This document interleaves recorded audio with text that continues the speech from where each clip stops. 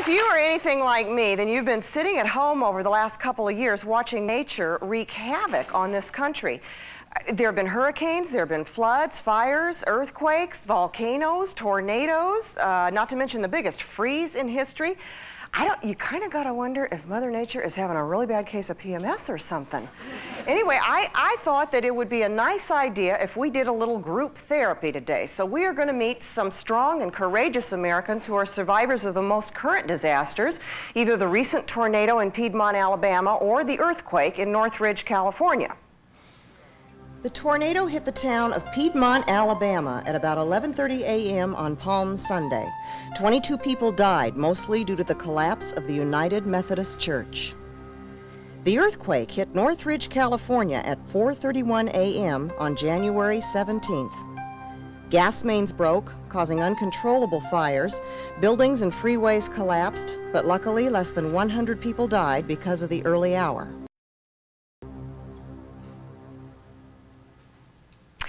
Well, we have some incredible stories today, so let's get started. Please help me welcome my first two guests from Piedmont, Alabama. Here are Officer Mike Nessler and Reverend Kelly Clem.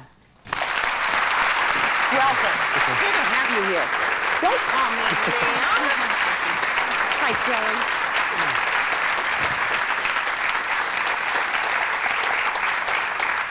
Kelly. Now, the really big trick is going to be to get through all of this without having an aftershock here at the NBC studio. I'm serious. You're laughing, but I'm serious. Stuff starts shaking. It's kind of scary. Listen, now, I'm going to start with you, Officer Mike, because you were one of only two officers on duty the morning that this tornado came through, and you saw it come and you watched it. Yes, ma'am. You followed it. We initially received a radio call that there was a storm on the ground in the area of the church, and I drove out to the area to get in behind the storm so I could and report any damage or injuries that I might have found. Was it your first tornado? First one I've seen, yes. In person? Yes, ma'am. Well, how did it strike you?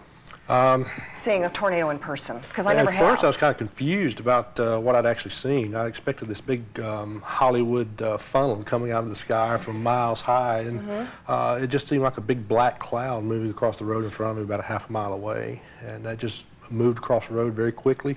I didn't see any debris. I didn't realize that I'd seen the storm itself, and I kept looking back to my left, looking for the storm. And then I realized when I come upon the church that that was the storm.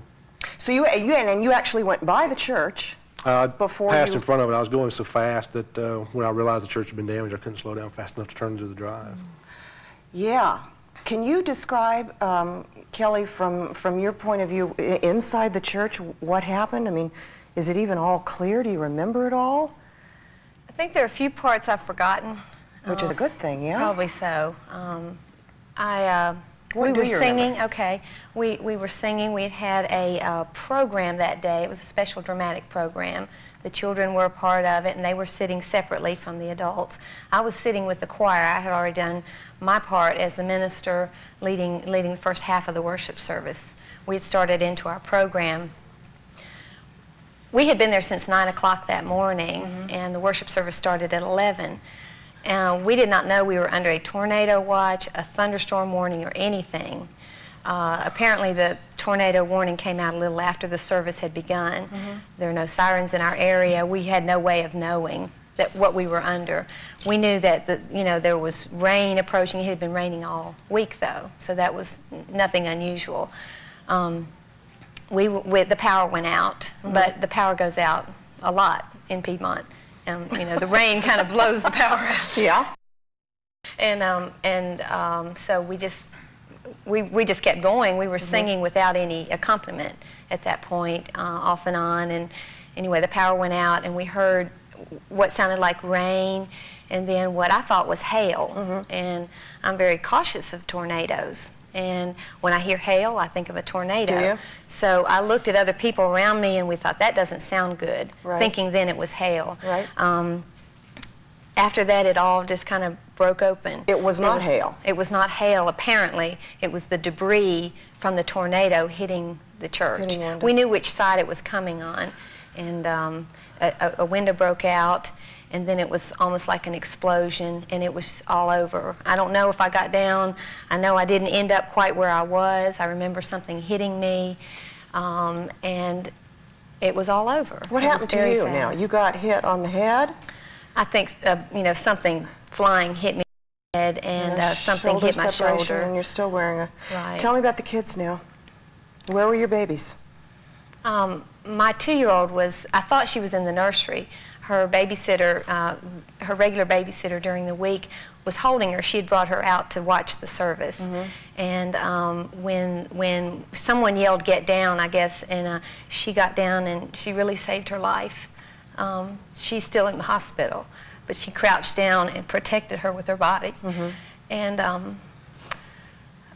the other one, Your older daughter? Hannah's Yes. 4, and she was not very far from me. Right when I knew that something was hitting the church, I remember in my thoughts thinking, maybe I can get to Hannah really fast. I know you're not supposed to run during a tornado, but you know, You're a mother. it's my child. And I remember thinking maybe I could get over to Hannah. I don't know if I actually ran towards her or if I just tried to, and there was nothing I could do. The wall fell on her and all the children right in there. And I was trying to pull other people out. There was an adult near me. I wanted to get him free so he could help. There were children everywhere. There were, you know, some of the children were panicked. Some of the children were, you couldn't tell if they were alive or dead. And, you know, people were blue and gray, and, you know, and they were buried under layers of rubble. And I'm trying not to step on someone, not to hurt somebody pulling bricks off of people, but also at the same time trying to get to my child. And so I just remember saying, my Hannah, where's my Hannah? And people were trying to help me find her. And then finally we saw some pink, she had pink tights on and a pink dress, and I could tell that was probably her. And They did get her out. They and you did. watched them take her away to the hospital. Right, some of that I don't remember. But Do you think you knew then that she wasn't going to I think I did know. But you I went touched on, her. You went on to minister to so many other people. Maybe What? that's You- a what'd you blessing start of to say? shock. You touched her I and touched what? her. She was cold. She wasn't breathing. I talked to her. I tried to reassure her that I was there and that it would be all right. Oh, Kelly. And you know, by that time there was help along the way. There was some kind of rescue worker or policeman. I don't know if it was Well, officer that's necessary. thanks to you probably because Yes. you just happened to be there, so you were able to get help in a hurry. Yes, ma'am. We've found out since then that it's typical for, in a situation like that, for there to be a 50-minute lag between the time of the incident and the time the emergency services even notified. Fortunately, I was in basically the perfect position to get emergency help on the way right away. I was on the scene within 30 to 45 seconds after the storm left. But it I had was to on the be scene. devastating. I mean, like a war zone, I would assume. Not particularly, except for the church itself. All Yeah. the damage was restricted to the church itself. As I was pulling into the drive, I could see just a few people standing outside the church. I'd already seen just 2 or 3 people standing up inside the church. And once I exited my unit and went into the front, what used to be the front door of the church, into what used to be the sanctuary, and saw what had happened and realized what we had to deal with. You both managed to save a lot of people, and you... I didn't save anyone. Well, I would beg to differ with you, but you finally went to the hospital for your own injuries, and that's not where Hannah was. No. They'd taken her to a different hospital. Right. At which point, what did you do? Someone had told me they had taken her to a different hospital. So I didn't want to go to the hospital at all. But I went to a hospital, and I said, you know, to everyone who came to me, I said, find Hannah, find Hannah. At one point I remember saying, if you all don't tell me what's going on with Hannah, I don't know if she's alive or dead. I need to know. I need someone to be there with her if she's alive. If you don't tell me, I'm going to get down and start walking to the hospital. And it was later that I found out that she had died. I don't think she ever went to the hospital. Are you dealing with this, do you think, Kelly? Have you dealt with it yet? I mean, doesn't this seem awfully unfair to you? Well, there's no book to tell you how to deal with that, but I know that my faith helped me from the very first moment this happened until now. Prayers, faith in God. God never left us. I never ever felt like God left us. That faith is holding me up right now. And you're going to And will. rebuild the church on the Yes. same place. Hopefully. We're not sure. There are a lot of details we have to work out. Yeah, but do you feel, are you comfortable with that, given the fact that there was a disaster like that? It's kind of hard to explain, but really that's holy ground to us, because there were miracles that happened there too. 125 people survived that, and people came out like Officer Nessler, and people came and saved lives. So there are a lot of mixed feelings there, but there's a whole lot of strength and power in that place. I hope you're doing okay, because I think you're an incredibly courageous, brave lady, and I hope you. Well, we know Hannah's in a better spot, Yes, but yes. I hope you're doing all right, Thank because you. you are a very strong woman, I think. When we come back, we're going to meet the mayor of Piedmont and some more of the brave citizens, and later on we're going to meet a man who defied the police and went back into his condemned apartment and took some incredible home video, which will be seen on television for the first time today. We'll be back.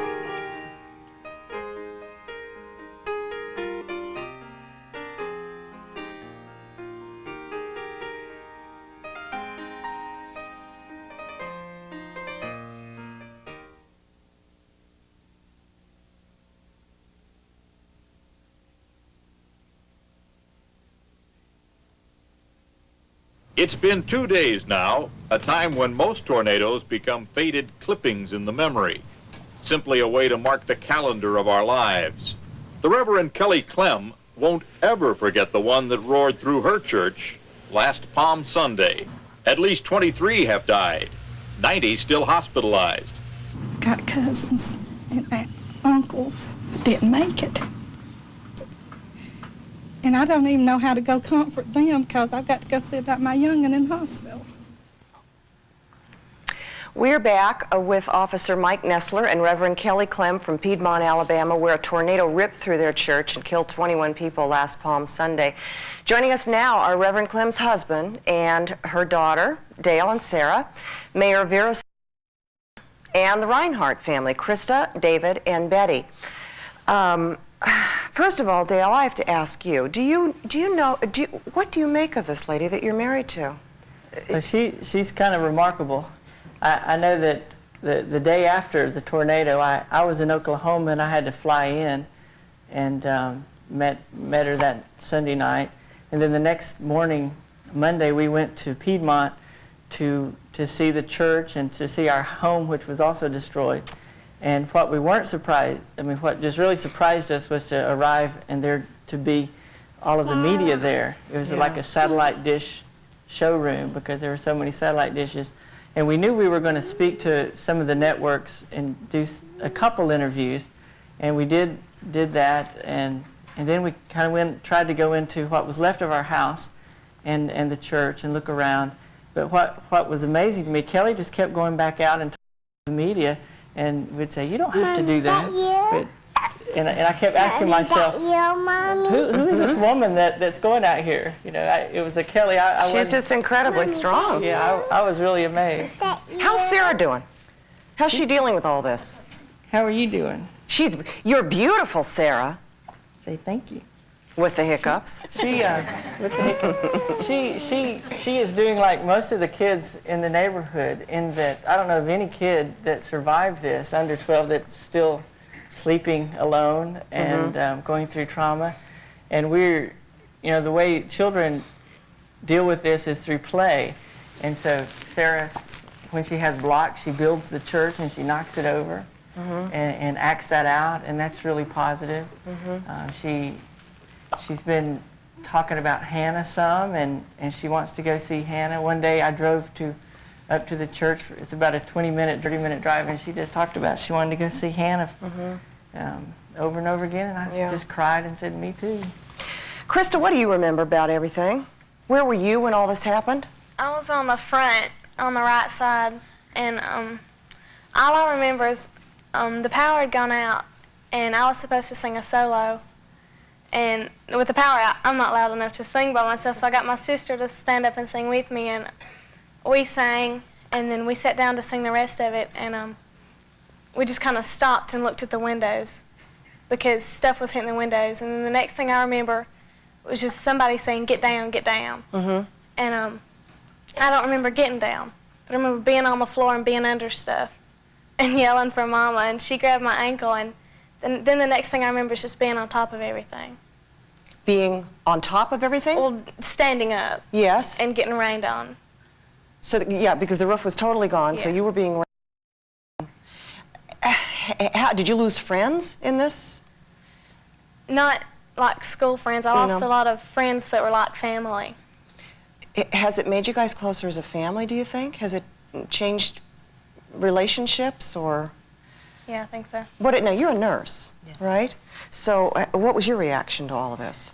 Well, my first thought was for the family. I was looking for my 3 children and for David, and I saw all of them almost immediately, it seemed like. My oldest daughter, I could see her, and she was trapped probably from her waist down, and she had blood all over her face, but I could see that her eyes were open. What was she trapped under? She was too far from me for me to be able to tell, but I suppose it was, I think it was a pew. a portion of the wall or the pew or something. I could just see her from about her waist up, though, and her face was bloody, but her eyes were open, so I knew that she was. And at that point, anybody whose eyes were open was okay because they were alive.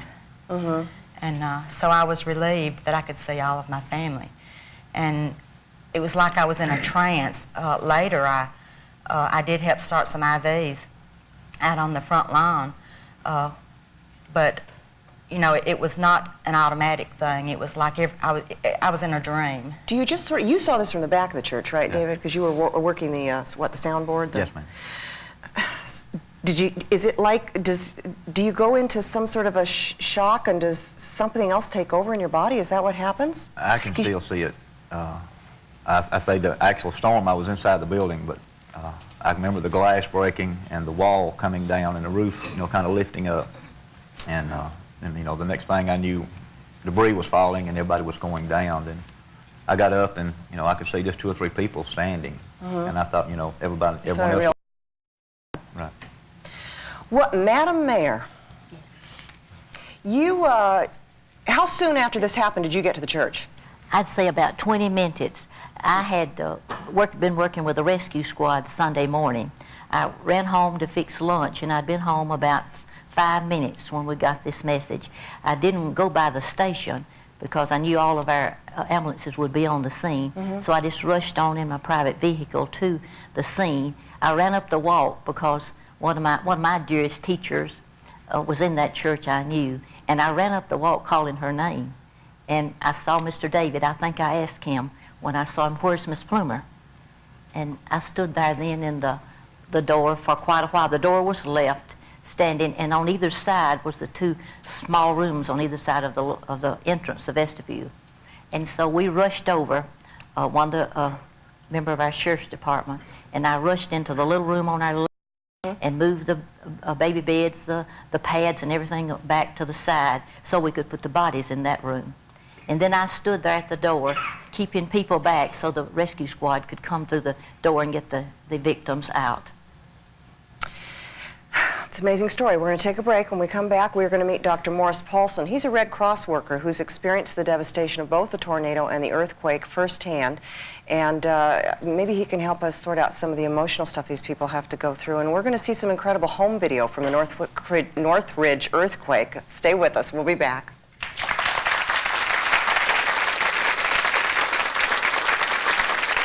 They're moving.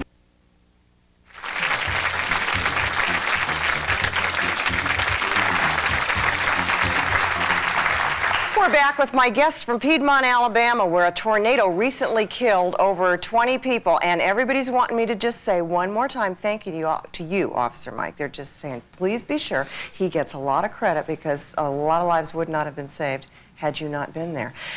Joining it could have been at the donut shop instead. Joining us now. Don't do donuts. You're a good man. Joining us now is Dr. Morris Paulson. He's a Red Cross volunteer who has dispatched compassion all over the country, aiding victims of disasters. Dr. Paulson, you're a fellow Bruin. Professor of what at UCLA for how many years? Psychology for 35 years. Yes. And you retired? Retired 2 years ago. And how'd you get into the Red Cross stuff? Well, I felt a gap in my life when I retired after 35 years of working with people and trying to be with people.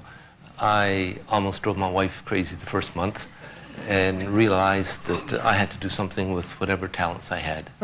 And just prior to that, I had been on a disaster in the South Pacific around Samoa, there for 2 weeks. And that really turned me on as to what is the role of people who can help.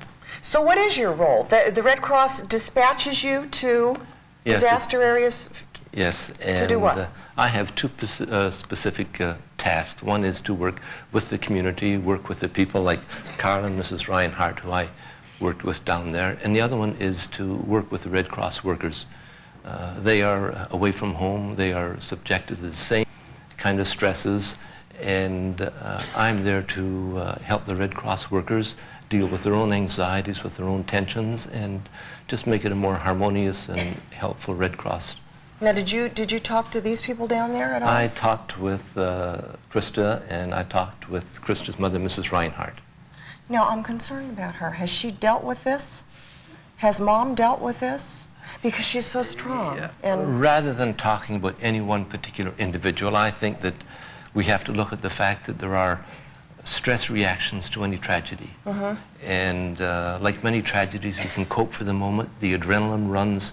We can do what has to be done. It's like a death in the family that we deal with the tragedy, and then afterwards the grief sets in.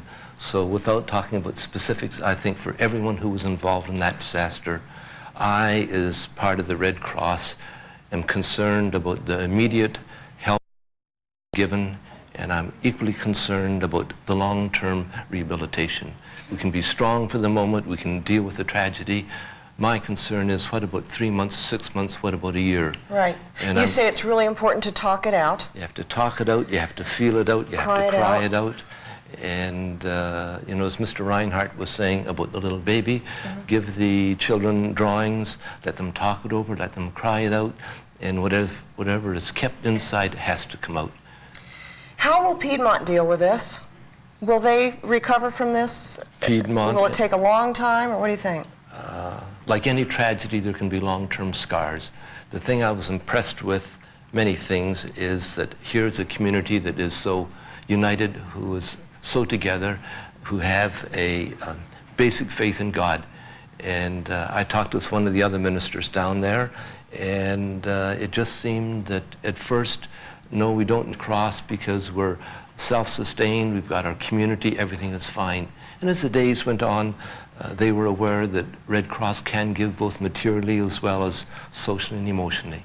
And what everyone said, and I talked to dozens of people, and they were all saying, it's my faith in God that got me through, it's my community that's going to support us, that we are going to come back. And that doesn't mean that there aren't tears and reflections and sadness that will come on, but they're headed in the right direction. They are headed in the right direction, and my primary wish is that 3 months from now, people don't forget either the earthquake or the tornadoes, that the community really has to have a long-term program. And it doesn't mean that they are mentally imbalanced. It means that their reaction was a normal reaction to a terrible tragedy. And the normal reaction means tears, anger, why did it hit us? But a basic, the religion and their family is going to bring them through it. When we come back, you're going to meet some of the survivors of the Northridge Meadows 3-story apartment building, which became a 2-story building at 4:31 a.m. on January 17th when the earthquake struck. We'll be back.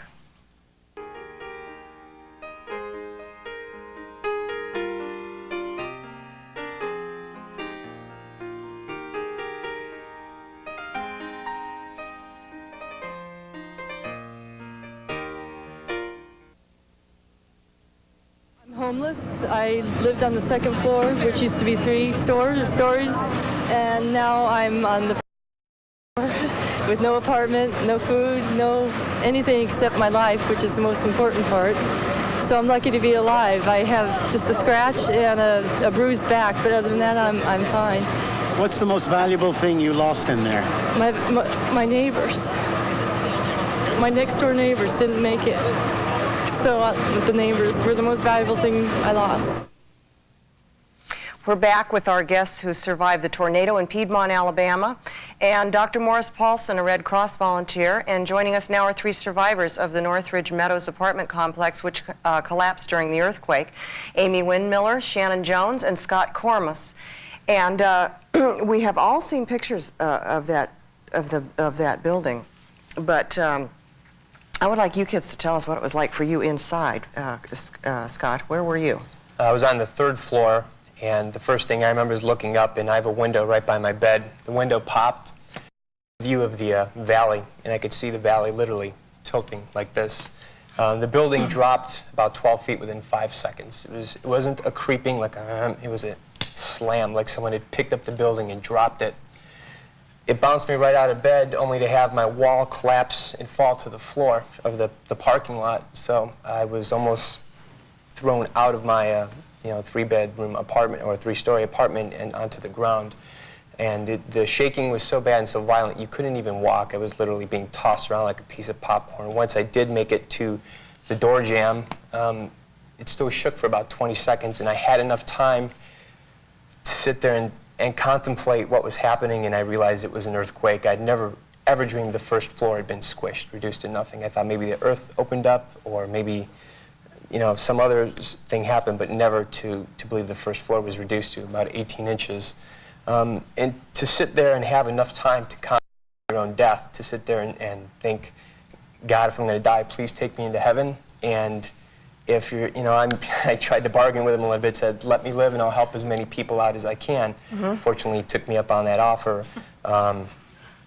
The only way out of my apartment was literally through the door, because all the door jambs had shifted. They would not open, they would not slide.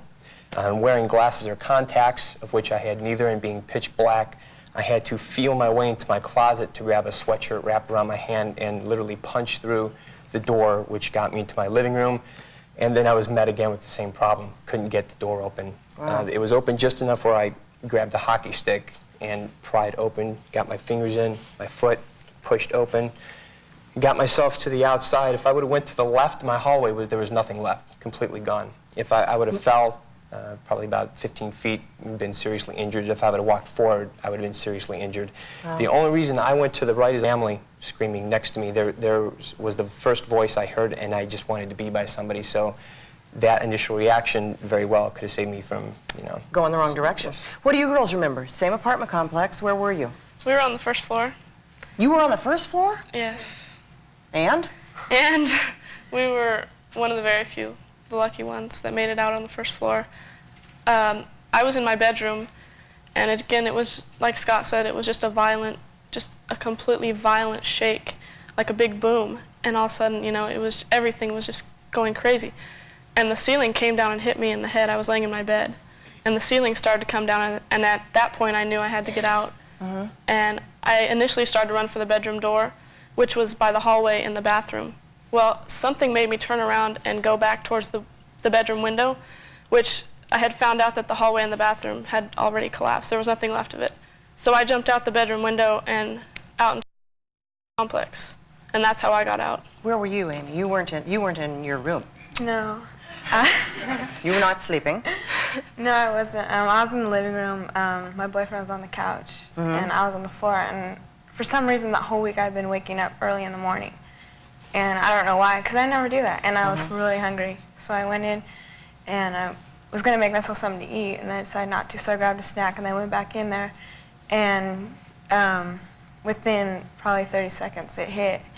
And my first reaction was just to scream, because it was so loud. I knew what it was, and I just jumped up there with my boyfriend, and I was just screaming. He was trying to calm me down, and we had a picture above our couch, and it had fallen and hit me in the head, and he realized it was time to get out. So he got me up, and we ran towards the door, which had collapsed to about 5 feet high, and it had opened up for us to go out, and the moon was on it so we could see, and we went out, and at that time, she was getting out at the same time.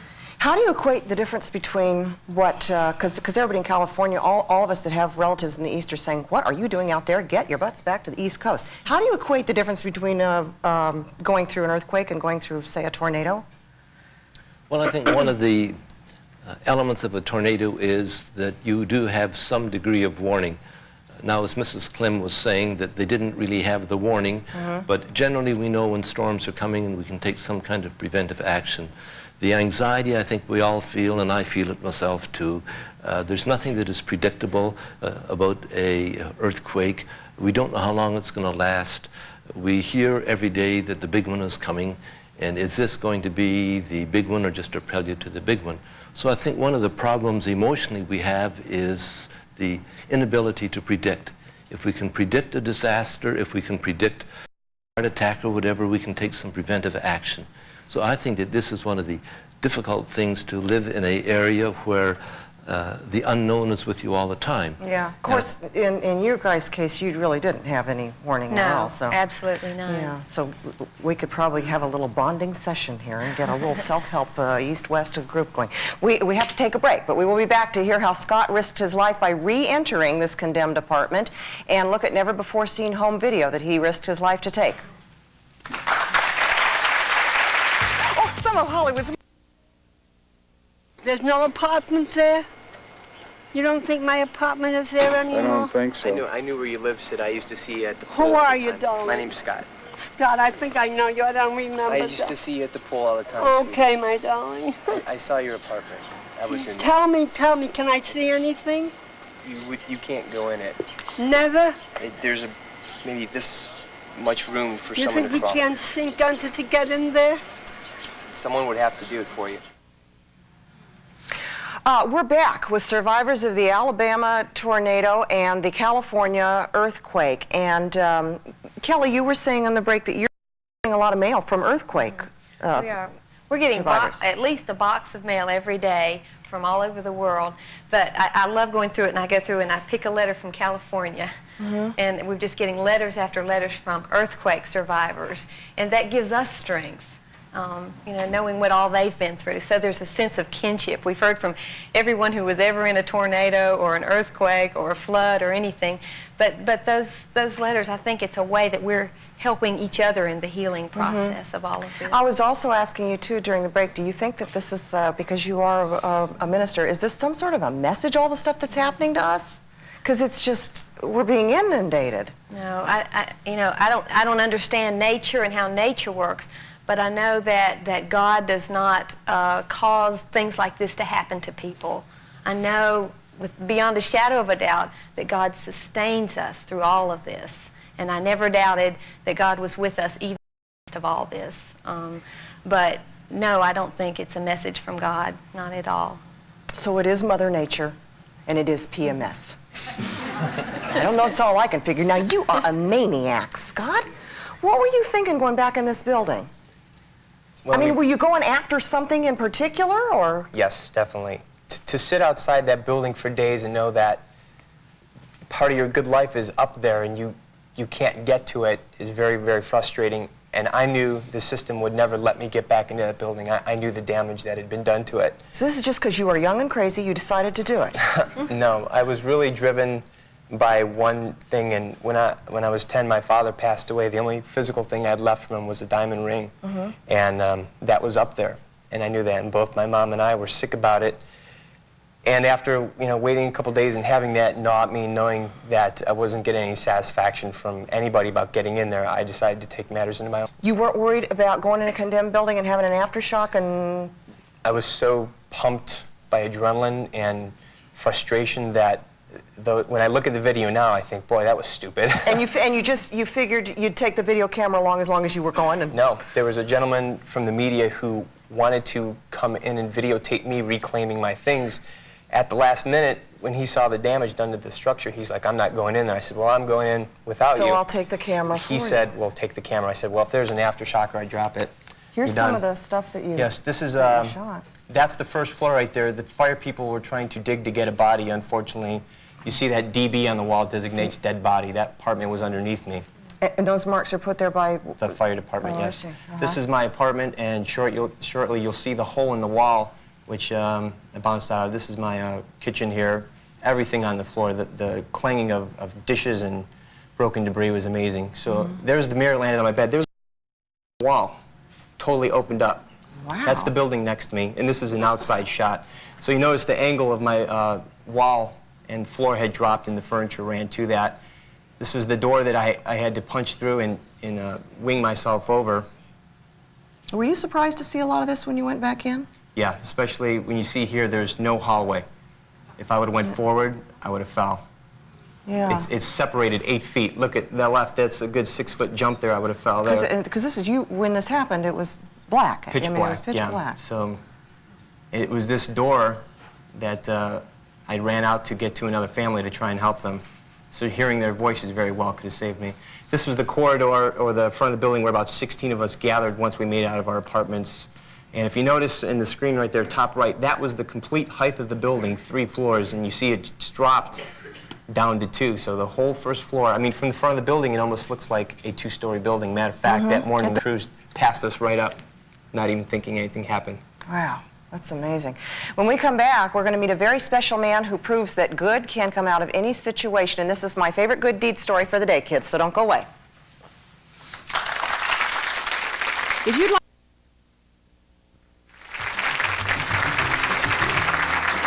So you want to be a star? Well, it's not as hard as it sounds, but there are some things you must know.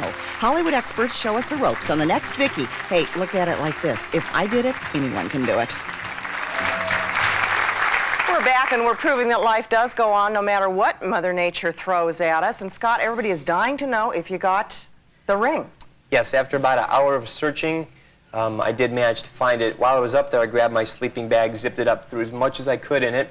And on my way out, I thought, I'll go and grab my phone, $40 phone. I looked for an hour and couldn't find it, and I went into the corner of the room where you saw the hole in the wall, flipped over the phone, and there it was. So yes, I did get it back, and I'm very grateful for that. Wow, that's kind of spooky. It was, yeah. You girls are softball players on the Cal State Northridge softball team, and you are ranked where now? 4th. Yeah, we're 4th in the nation. 4th in the nation. So I guess you can't leave LA, can you? No. Will you? Would you? No. No. I'm not scared of another one. You're not. And you're finally going to go in next week and take a look at what's left, yeah? Right, see if we can get anything out. I would like you all to meet a man right now who should be an inspiration to every one of us. His name is Sidney Niekirk, and 4 days after the earthquake, Sidney randomly handed out $10 bills to families left homeless by the quake. Sidney, what in the world inspired you to do this? Well, I was driving to work, and I drove by Balboa Park, and I seen people with children about 2-3 years old, and it was about 8 o'clock in the morning, very cold, naked in a pail of water, being washed by the mothers outside in the park. And I had a coat on, and I was cold. I said, isn't this terrible? And then by the time I came to my office, there was an alley there, I seen homemade signs that says, drive careful, children, homeless family, to drive slowly through the alley. I drove through the alley office, and I drove into the parking lot, and I went into my office, and I said to myself, I couldn't believe these little children in the alley and also in the park being washed. And I drove very slow, and I kind of tried to smile at them. And in the condition that they were outside and very cold, they gave me a smile back. And I said, boy, that was the greatest thing in my life, see a little kid smiling at me in the worst condition. So I thought by myself, what can I do? So I went to my accountant who works in the office, and I told, go to the bank, here's a check, cash the check, and bring me back all kinds of $10 bills, which he did. And I went outside into the alley behind my office building, behind my parking lot, and I have Spanish people that work for me, and some of the people say, oh, don't do that, you know, it's a little dangerous, I want to go with you because you're carrying a lot of money there because of the gangs and everything else. And I said, no, I think I can do that. He said, no, let me go. People from my office went with me, and they spoke Spanish. All I asked them to say, who was the mother of the family? Because you never know. I mean, the men, they all can make money, they're tough and rough. I wanted to give it to the mother, so I was sure she would give the money and take care of the children. And so he asked who the mother of the family was, or the grandmother, and had the children, lots of children around him, and I gave him the $10 bills. You handed out a lot of $10 bills, yes? Yeah, quite a few. You're a Holocaust survivor. That's correct. Do you think that had any effect on your decision to help these people? Well, does it affect the way you feel about life in yes, general? a lot. I appreciate life an awful lot. And I also seen the picture, Schindler's List, which I couldn't hardly watch. And I think it had a lot to do with it, but I love people. And it's a good message because LA is getting a really bad rap about there not being a lot of nice people here, and you're one of them. And well, show everybody the shorts that you brought with you should, because they've been sitting there the whole time. This is the only thing that Scott got out with. This is what Scott sleeps in. And you girls didn't get out with anything but what you were wearing, so you're kind of fashion risks. So I just wanted to let you know that we've got some gift certificates for you guys to go shopping to get you started again. And I told my husband Al that I really wanted to do this show because I think we all need to bond, and I think you gave us the ultimate message, and that is this is not God doing this. This is Mother Nature and geology, and we all needed to kind of bond and get on with life. And Al, being the great guy that he is, forked over with some money. I love him. This is why I love him. This is a donation for the American Red Cross. And here is a donation for the Goshen United Methodist Church. And I hope this is going to help you guys get back on your feet a little bit. And we'll be back in a minute to wrap all of this up.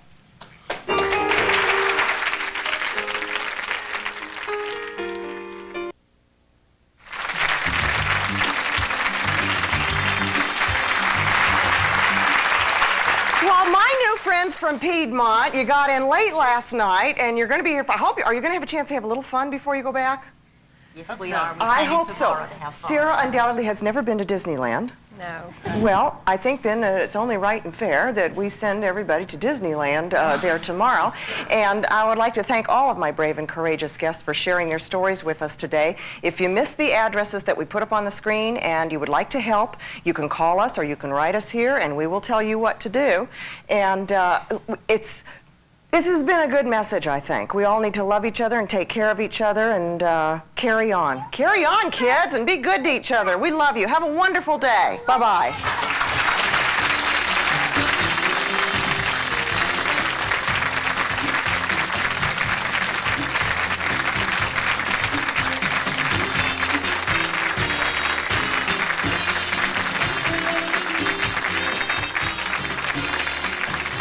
Some of our guests will receive service merchandise gift certificates redeemable for top name brands from their catalog or at any one of their many stores from Service Merchandise.